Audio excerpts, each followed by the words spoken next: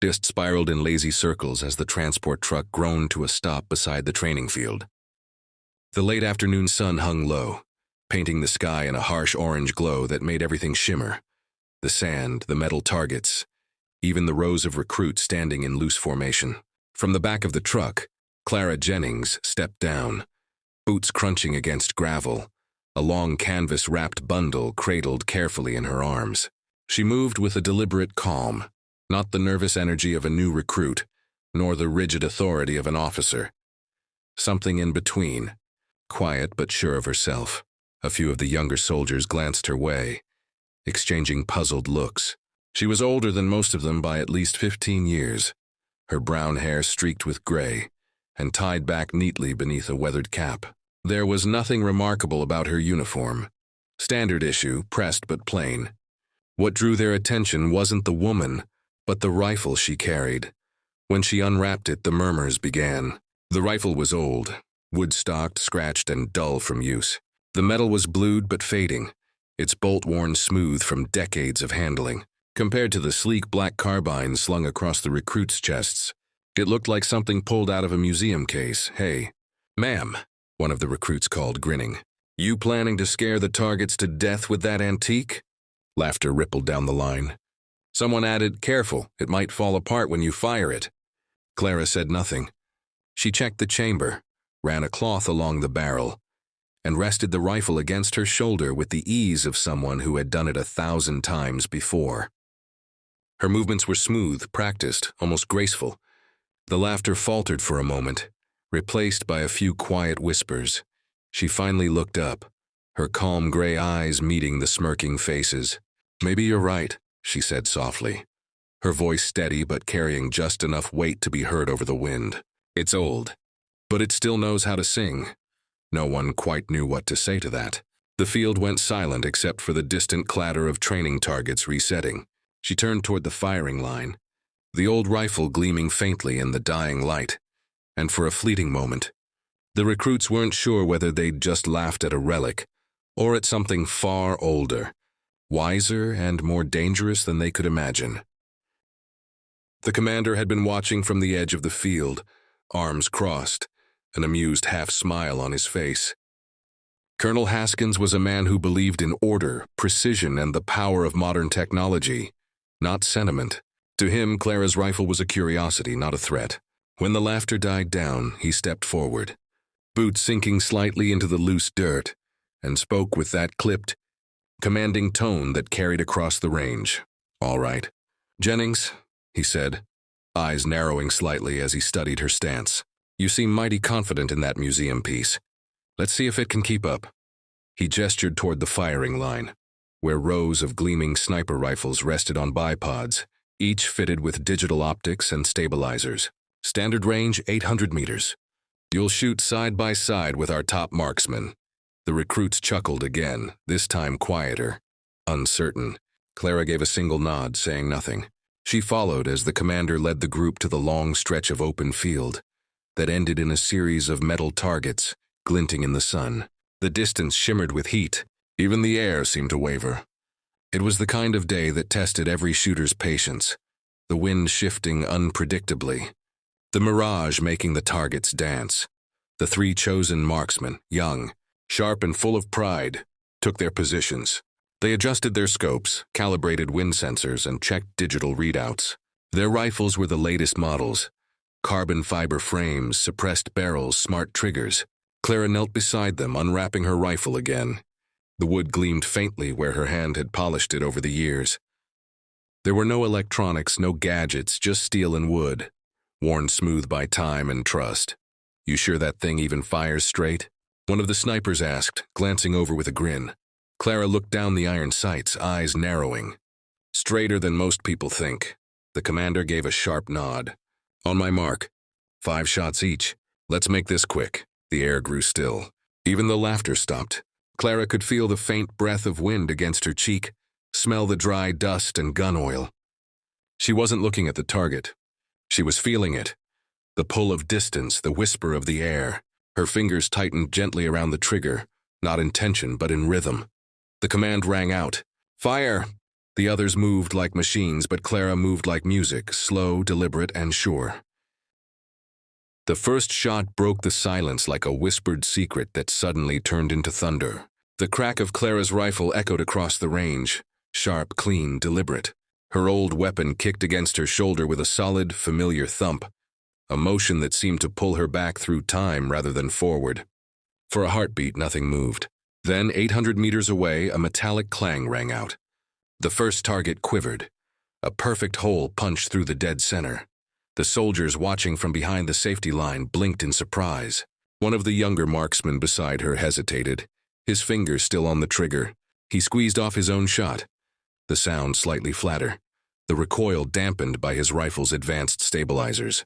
His target rattled too, but when the spotter raised his binoculars, his voice came out uncertain. 2 inches right of center. Clara didn't react. She shifted slightly, rolling her shoulder, reading the wind through instinct alone. The faint drift of sand, the way her hair tugged near her ear. She didn't look at gadgets, didn't need data. She had learned to listen to the world itself. Her second shot followed, smooth and sure. Another clang, another perfect hit. The sound came half a second after the muzzle flash, a rhythm that built with every round. By the third shot, even the commander had stopped smirking. Through his binoculars, he saw something strange. Clara's bullet holes were forming a tight cluster dead center on the target. So close together they could have been one. The air around the range grew tense. The same recruits who'd mocked her now watching in quiet disbelief. Impossible, one of the snipers muttered under his breath, adjusting his scope in frustration. The fourth shot sang out, echoing longer than it should have, the rifle's report resonating off the steel walls of the range shelter. Clara's breathing never changed, steady, measured, patient. She wasn't competing. She wasn't proving anything. She was simply doing what she'd always done. When her fifth and final shot rang out, the spotter didn't even wait for the target to settle. 5 for 5, he said, his voice breaking the silence. All dead center. Grouping within less than half an inch. The range stayed silent for a long time. The soldiers' rifles still smoked, their smart scopes still blinking with calculations and readouts, none of which mattered now. Clara lowered her rifle, brushed a hand over the stock like an old friend's shoulder, and stood. The commander took off his cap, eyes fixed on the far target. Well, he said finally, almost to himself, I'll be damned. The silence after her final shot lingered like a held breath. The air was heavy with the smell of gunpowder and dust, the faint ringing of metal still echoing across the range. One by one, the soldiers lowered their rifles, eyes drawn to the distant targets where Clara's 5 shots formed a single, perfect cluster. Even the wind seemed to hesitate, as if unwilling to disturb the stillness that had fallen over the field. Colonel Haskins broke the moment first. His boots crunched against the gravel as he walked toward her, every step deliberate. The amused expression he'd worn earlier was gone, replaced by something harder to read.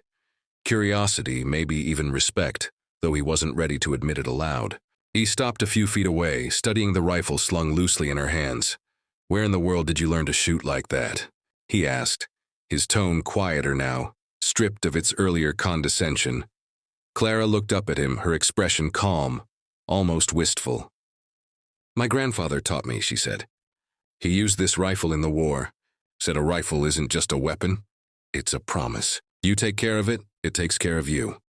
She ran her thumb gently along the wooden stock, tracing the faint scratches and dents like the lines of a story only she could read. Haskins motioned toward the rifle. May I? She hesitated for a moment, then handed it over with care, like passing something sacred. The colonel turned it in his hands, examining every worn edge, every mark of age. The craftsmanship was unlike anything modern, simple, rugged, alive. When he tilted it slightly, the sunlight caught a faint engraving on the side of the barrel. The letters were worn but still legible. Jean R. Jennings, marksman, 1943. His brow furrowed. Jennings. Related. Clara nodded. He was my grandfather. Served in the European front. Won't find his name in any big history book, but he taught me everything I know. The colonel exhaled, slow and thoughtful. Around them, the recruits whispered quietly among themselves, their earlier bravado gone.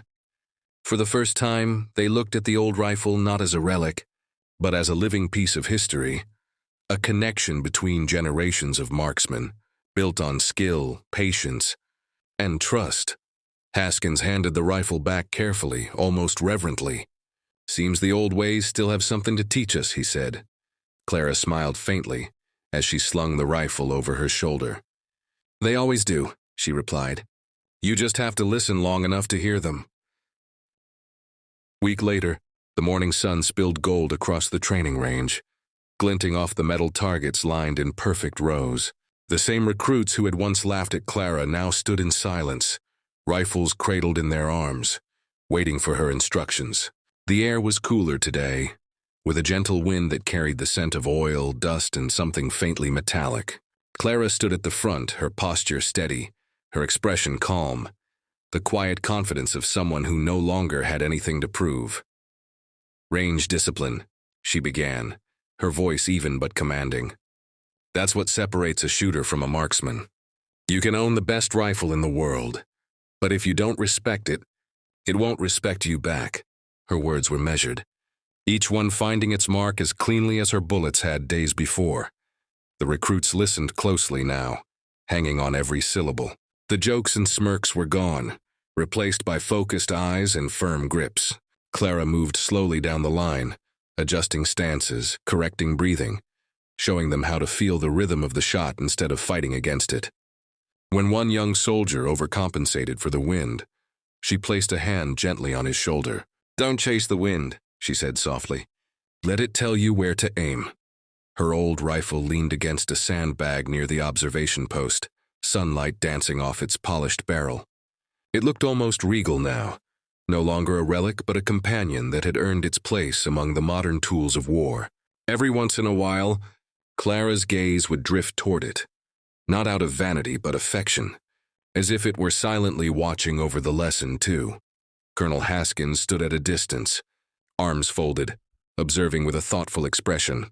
He'd asked Clara to stay on as a range instructor after her demonstration. Officially, it was for training enhancement. Unofficially, everyone knew it was respect, a rare kind that couldn't be ordered, only earned. As the recruits fired their next rounds, the rhythm of shots echoed in a clean, steady cadence, tighter groupings, better form, more patience. Clara nodded approvingly. "Good," she said quietly. "You're starting to listen."